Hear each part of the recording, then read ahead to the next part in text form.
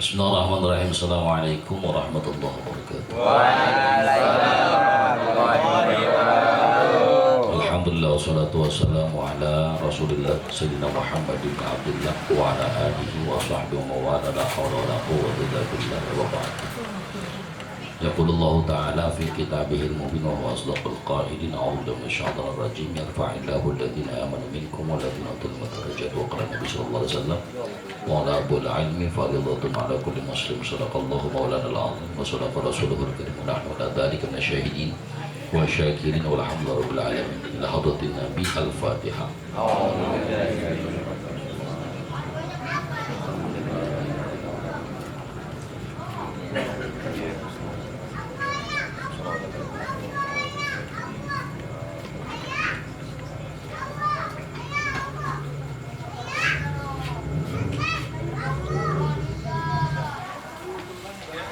Bismillahirrahmanirrahim. Al-Mukarramun yang sama kita muliakan para asatidzah, juga seluruh jamaah PPH PHK seluruhnya, mudah-mudahan diberikan sehat pada umur, diberikan berkah oleh Allah Subhanahu wa taala. Bismillahirrahmanirrahim. Qala mu'allifur rahimahullahu taala wa nafa'ana bi ulumihi fid dharain amin. Qala rabbi shrah li sadri wa yassir li amri wa hlul 'uqdatam min lisani yafqahu qawli. Qalu subhanaka la ilma lana illa ma 'allamtana. Hadirin yang dirahmati Allah Subhanahu wa taala, di dalam kajian sholat berjamaah tentu harus ada imaman wa makmuman. Ada imam dan ada makmum. Imam itu wajib kemudian berniat dengan imaman. Makmum itu wajib berniat dengan makmuman. Sementara imam tidak ada kewajiban dengan itu. Jadi misalnya ketika kita sholat tiba-tiba ada yang ikut gitu. Jadi nggak perlu ganti, saat ini ya Rob saya imam gitu. Jadi otomatis ketika diikuti berarti jadi imam. Si makmum ini dianggap ikut imam ketika niatnya adaan makmuman. Kalau enggak ya udah tinggal, nggak dapat pahala berjamaah. Ma'asyiral hadirin yang dirahmati Allah Subhanahu wa taala. Ulama dalam hal ini mengatur sesuai dengan apa yang disampaikan Rasulullah sallallahu alaihi wasallam bagaimana seharusnya seorang imam. Apa di antaranya hadirin rahmati Allah Subhanahu wa taala, ahaqqun nasi bil imamah al-wali fi mahali waliyati. Kata Imam Syafi'i, setidaknya seorang imam itu adalah orang yang paling berhak mengimami di wilayahnya.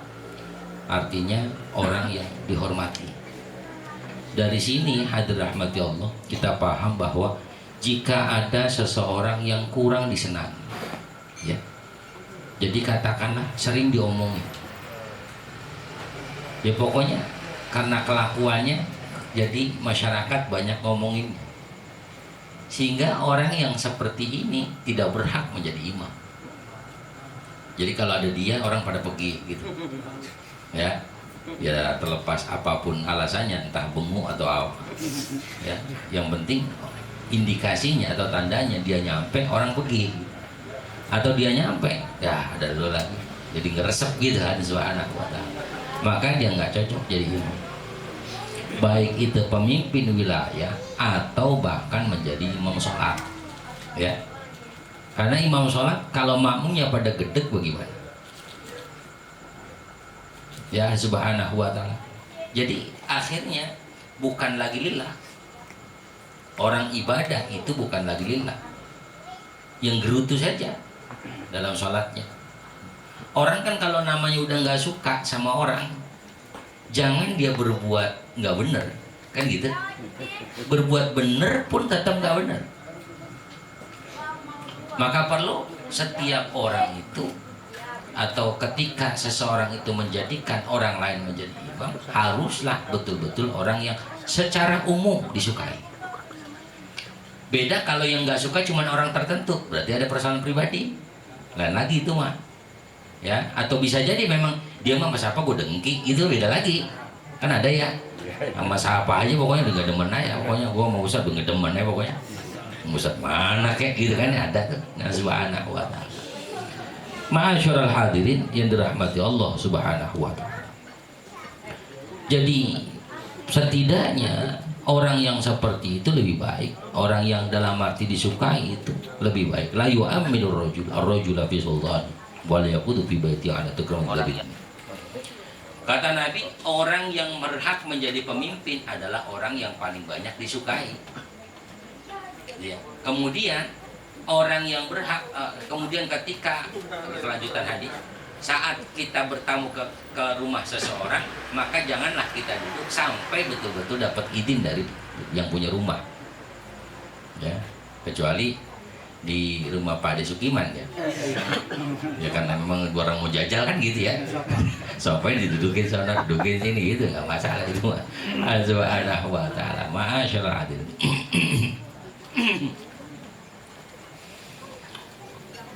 Imam Syafi'i sampaikan, setidaknya orang yang paling berhak untuk menjadi imam juga adalah ahlul qaryah, penduduk setempat. Jadi paling tepat itu ya orang asli itu. Kalau sekiranya orang asli itu ada yang didemenin gitu, ada yang disukai. Kan ada juga orang setempat, orang lain kagak pada demen sama dia. Kan ada tuh ya. Karena hal ini dan sebagainya. Nah, dia ada subhanahu wa ta'ala.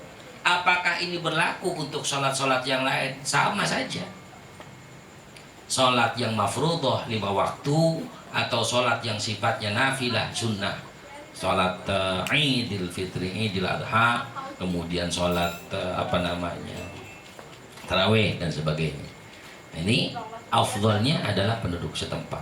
Kecuali ya dalam rangka min sya'airillah, syiar. Ya, dalam rangka apa?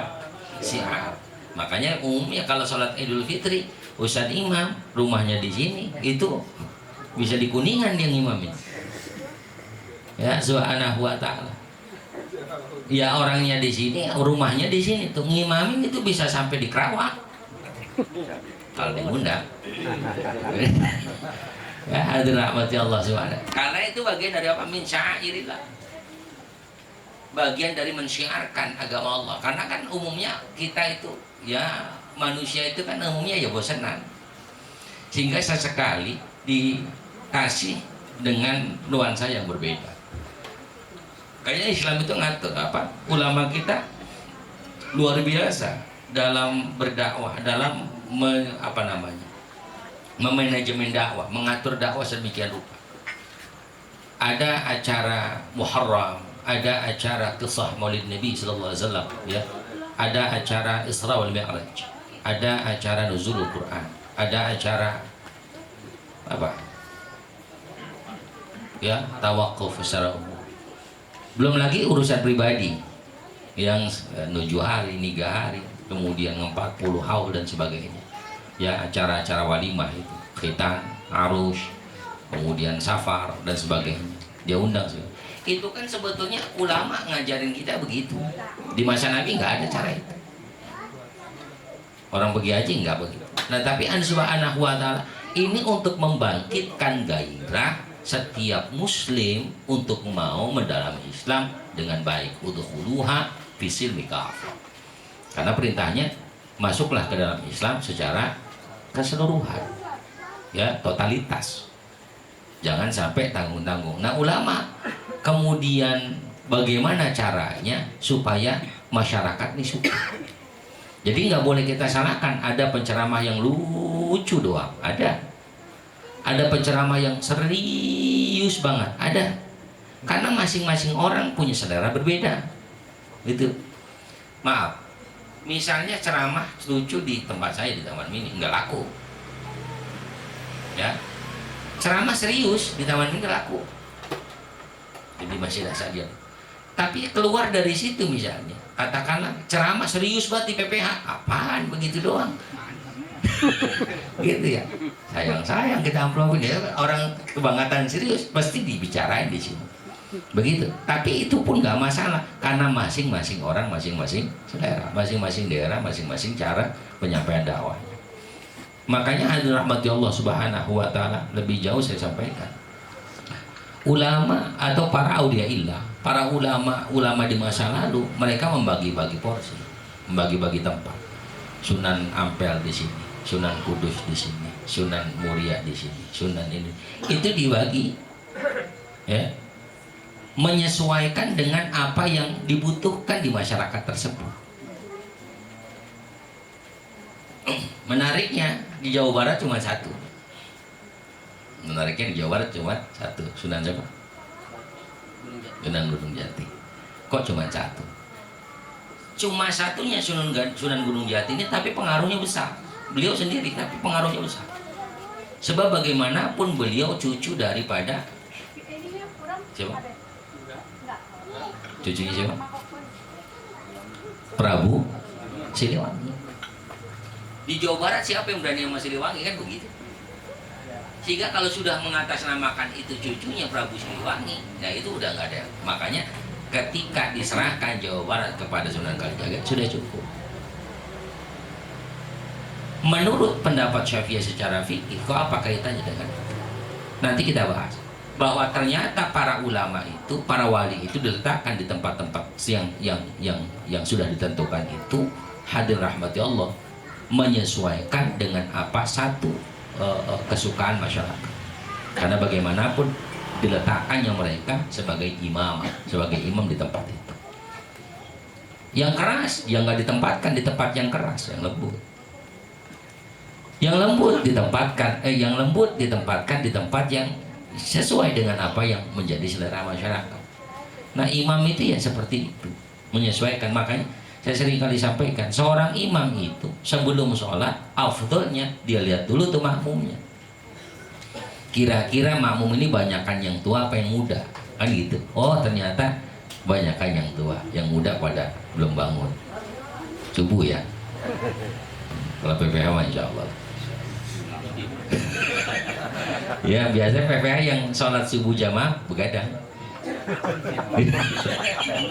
Ya, kalau sholat subuh jamaah berarti begadang biasanya.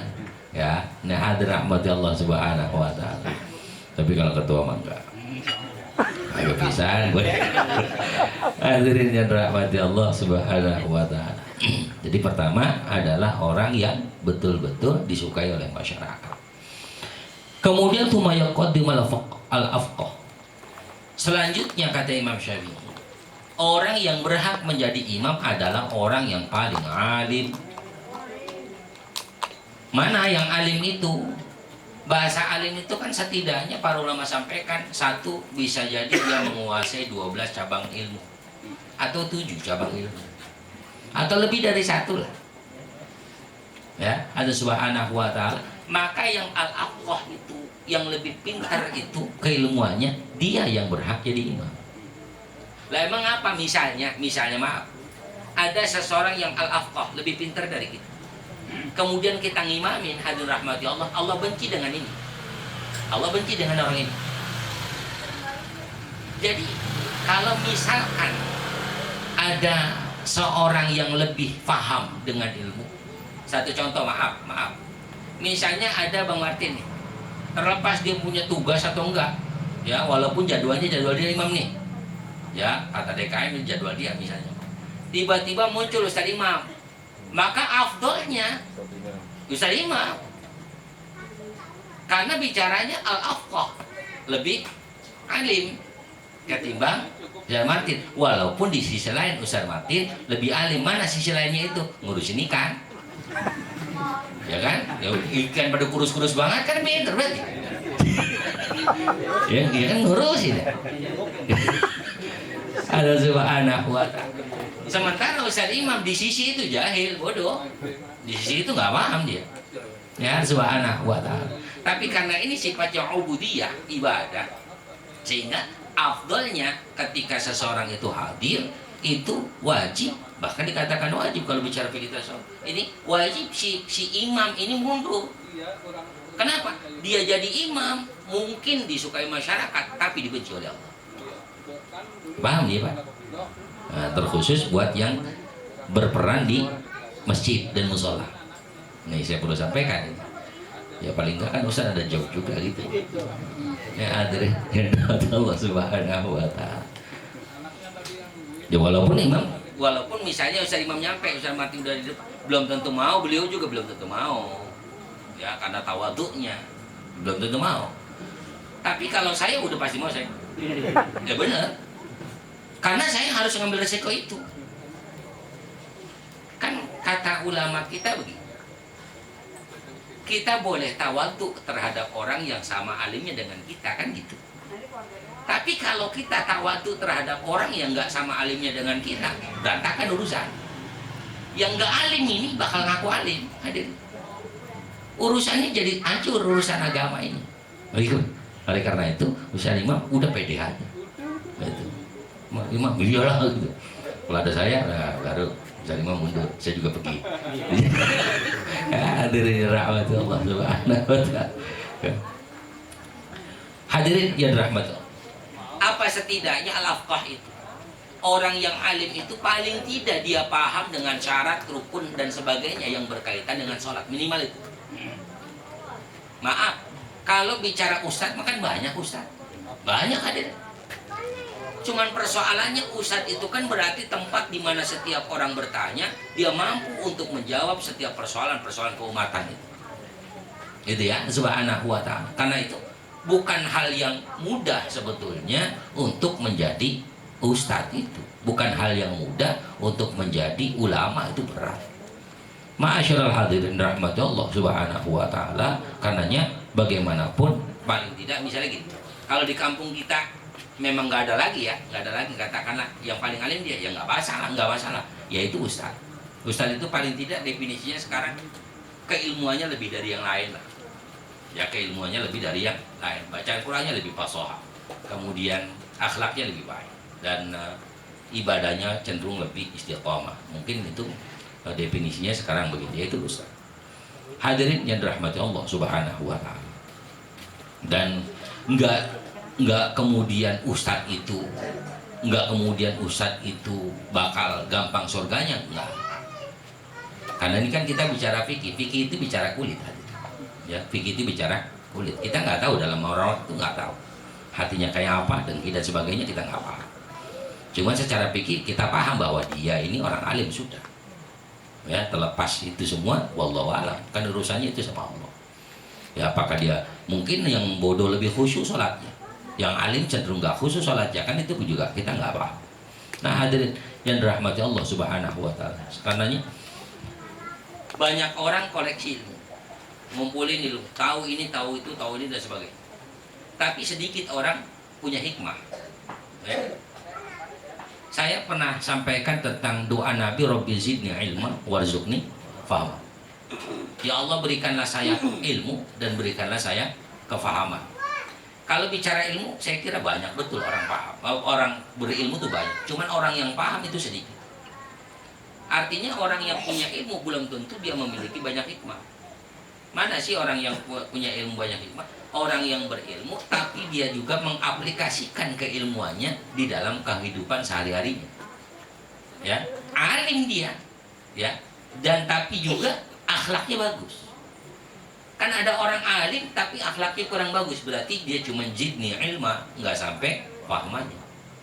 Ya, Allah subhanahu wa ta'ala.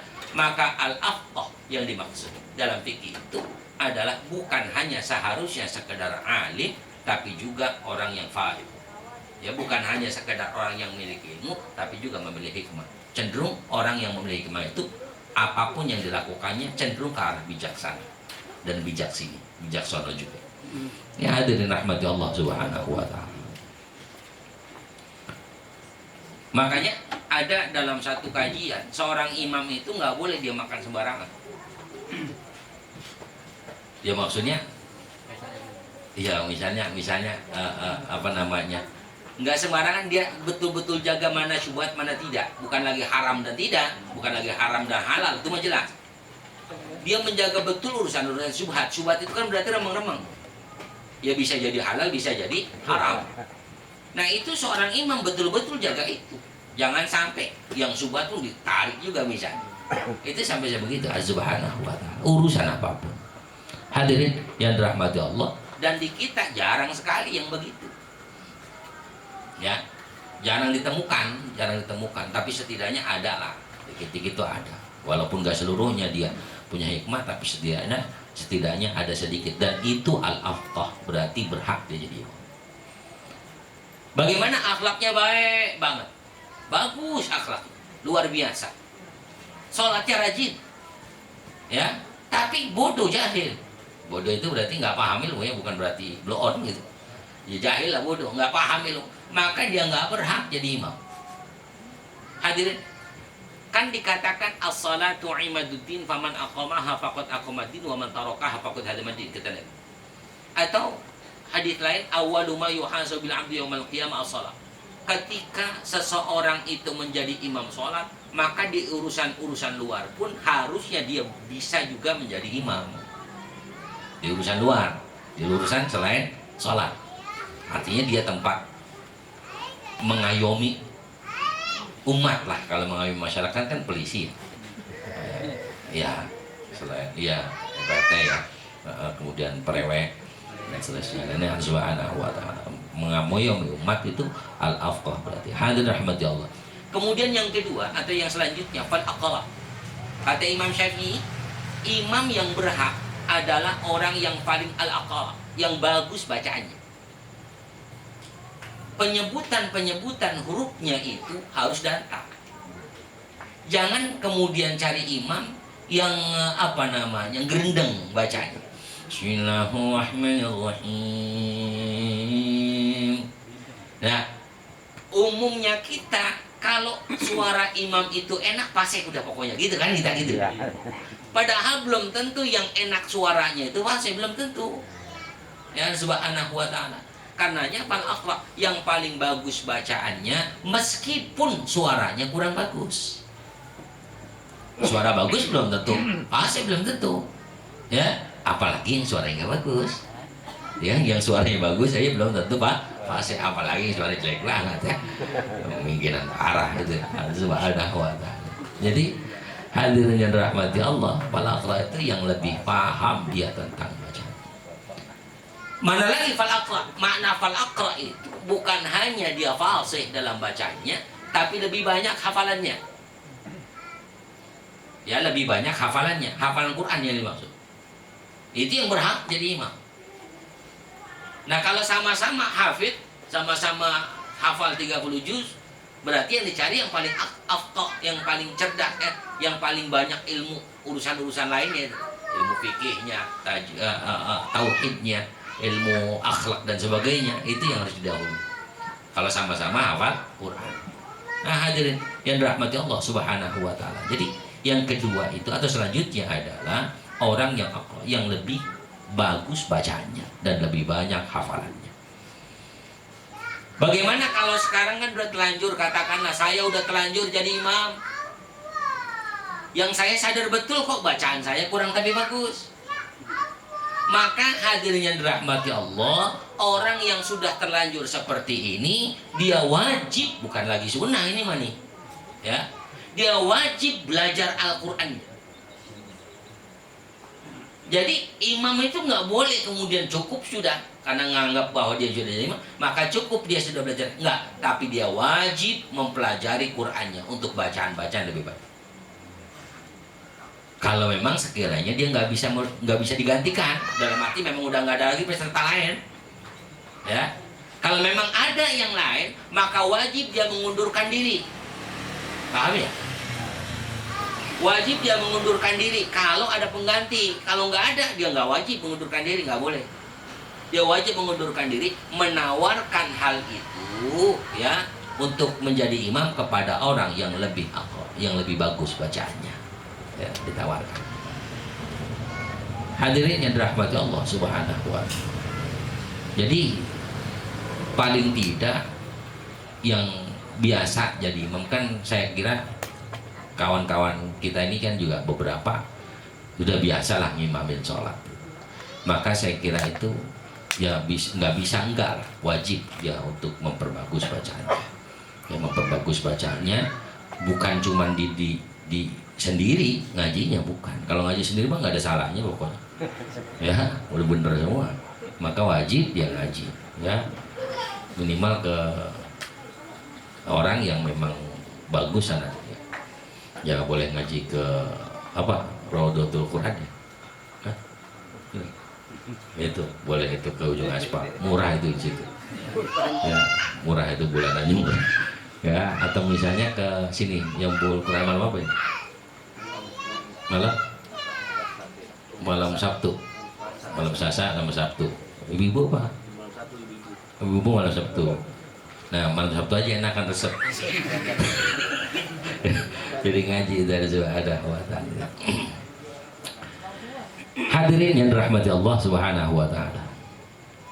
Kemudian yang tadi juga yang banyak hafalan Qur'annya. Pun ketika dia banyak hafalannya, saya pernah sampaikan, seorang imam itu adalah orang yang bijak.